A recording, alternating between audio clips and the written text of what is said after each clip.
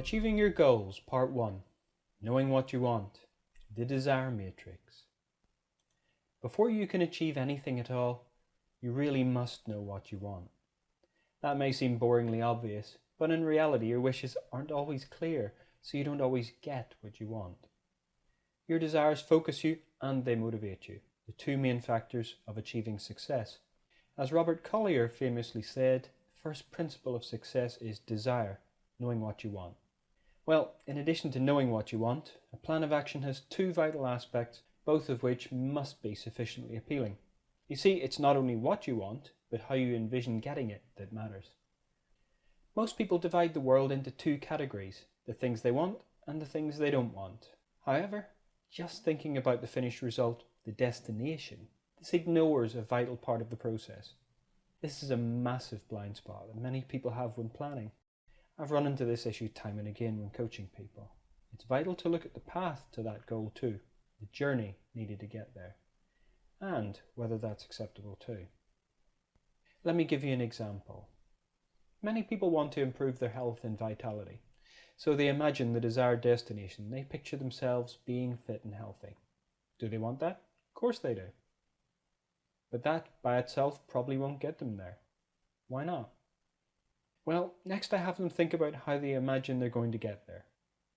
Usually at this point they imagine spending a lot of time in the gym and eating healthy food. Do they want that? Well, no. Are they likely to get there? Not like that.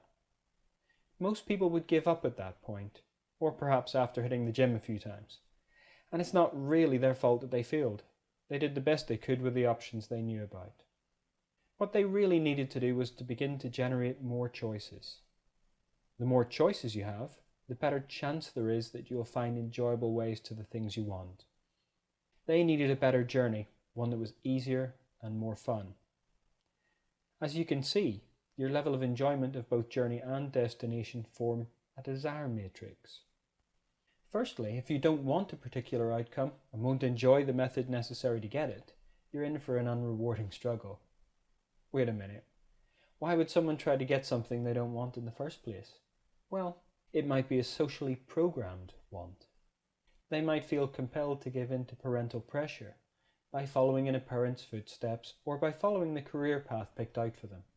Or they may try to achieve something because of peer pressure, because everybody else is doing it. And deep down they really don't want it for themselves, so they struggle on.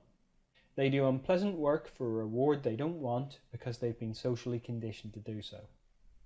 It's vital to make sure your desires are your own, or that's where you might end up.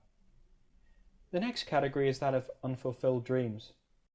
This applies to every unpleasant journey which has a great reward.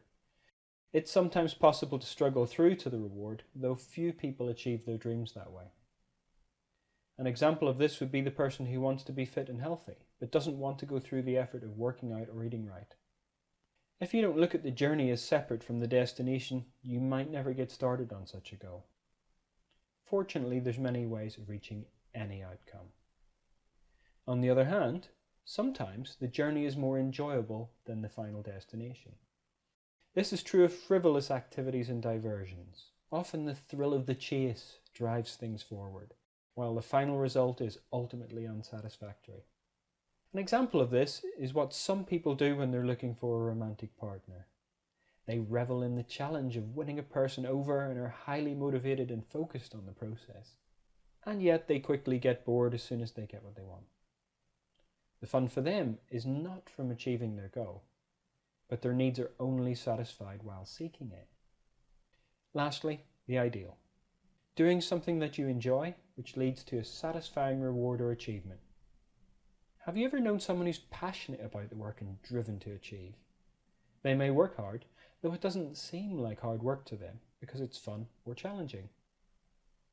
They want both journey and destination, and consequently it's much easier for them to do great things. So make sure you want both the journey and the destination, because you'll become focused and motivated towards the outcomes you desire. For more, visit mindskills-training.co.uk or go to amazon.com and purchase the Goal Mastery book.